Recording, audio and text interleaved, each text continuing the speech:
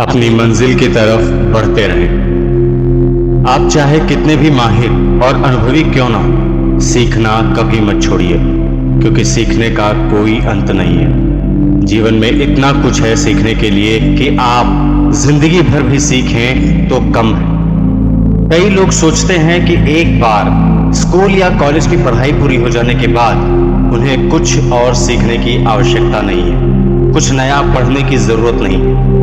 तो क्या आप जो कुछ भी सीखते हैं, क्या वो सिर्फ स्कूल तक ही सीमित है? नहीं, बिल्कुल नहीं, क्योंकि सीखना कभी खत्म नहीं होता। ऐसी कई चीजें होंगी जो आपने अब तक नहीं सीखी होंगी। अगर आप में कोई हुनर है तो उसे अभ्यास से और निखारिए, क्योंकि जब आप सीखना छोड़ देते हैं तो आप अपने हुनर को खोने लगते हैं, जो भगवान ने आपको आशीर्वाद स्वरूप दिया है। जीवन में हर चीज अभ्यास से ही सीखी जाती है।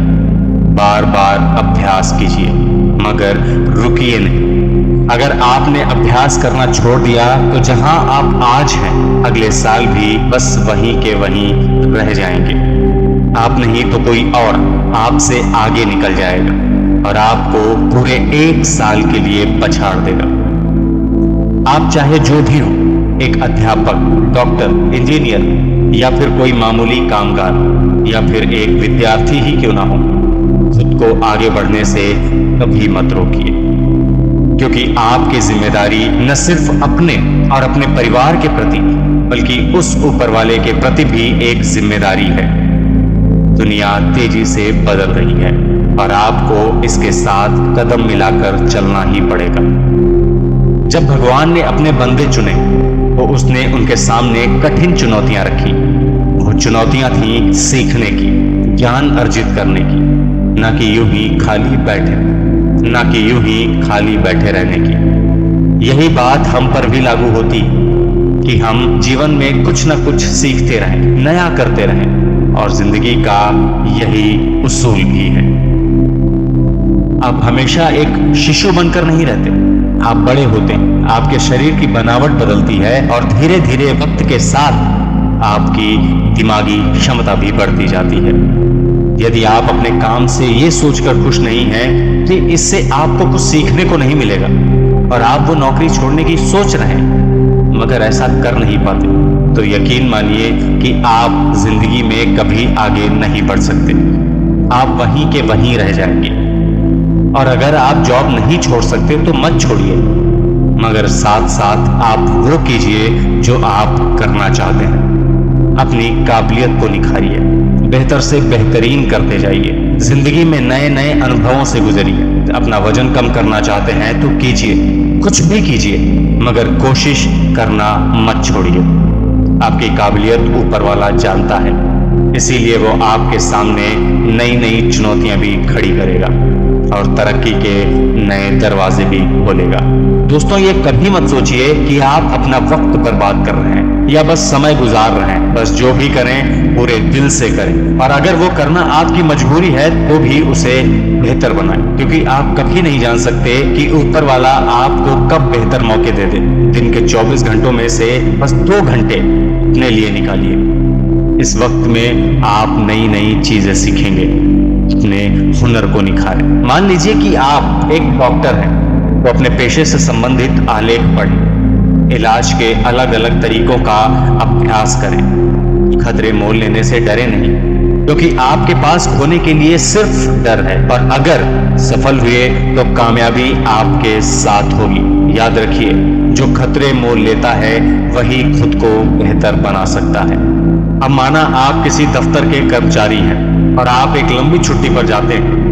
अगर आपके न होने पर भी दफ्तर का काम का सुचारू रूप से चल रहा है तो ये बात बेशक दफ्तर के लिए तो अच्छी है, पर ये आपके लिए बिल्कुल भी अच्छी नहीं होगी। ये एक तरह के खतरे की घंटी आपके लिए, क्योंकि आपके बिना भी अगर उनका काम चलता है तो उन्हें कभी भी आपको नौकरी से निकालने में हिचकिचाहट नहीं होगी। जब दुनिया को आपके होने ना होने से कोई फर्क ही नहीं पड़ता तो आप में कोई भी काबिलियत नहीं है। आप कुछ भी ऐसा नहीं कर रहे जिसका लोगों पर असर पड़ता हो। अब अपने आप से पूछें, आप क्या हो? समस्या का समाधान निकालने वाले या फिर समस्या सुनाने वाले? क्या आप अपने बॉस के पास जाकर उन्हें बस अपनी समस्याएं बताकर चले आते हैं, या फिर पास जाकर उन्हें कोई समस्या बताते हैं और उसका समाधान भी खुद सुझाते हैं? याद रखें, समस्या का रोना रोने के बजाय हमेशा उसका समाधान ढूंढने की कोशिश करें। जो कुछ भी आप करें उसके लिए एक प्लान दिमाग में सोच कर रखें। सपना देखना अच्छा है, मगर इतना ही काफी नहीं है, उसके लिए मेहनत भी करें। मान लीजिए कि आप पतला होना चाहते हैं और अपने को 10 किलो कम देखने की कल्पना भी करते हैं। मैं पौष्टिक खाना खाऊंगा, हफ्ते में 3 दिन जिम जाऊंगा। सिर्फ ये सोचने से नहीं, बल्कि जिम में जाना शुरू कर दीजिए, पौष्टिक खाना शुरू कर दीजिए और हर रोज अपनी कल्पना में खुद को सेहतमंद और तंदुरुस्त देखते रहिए।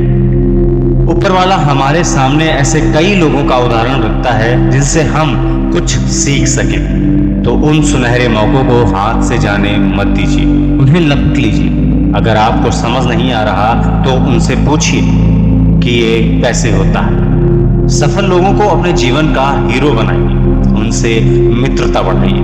पाब्लो काल्स महान चेलो वादकों में से एक थे। 12 साल की उम्र से ही उन्होंने चेलो बजाना शुरू कर दिया था और इस कला में माहिर बन गए थे। फिर भी 85 साल की उम्र तक उन्होंने इसे सीखना नहीं छोड़ा था। वे हर रोज इसका अभ्यास करते थे। तो दोस्तों, अगर आपको ये वीडियो अच्छा लगा तो आप इसे लाइक करें, इस चैनल को सब्सक्राइब करें और अपने दोस्तों को जरूर शेयर करें। धन्यवाद।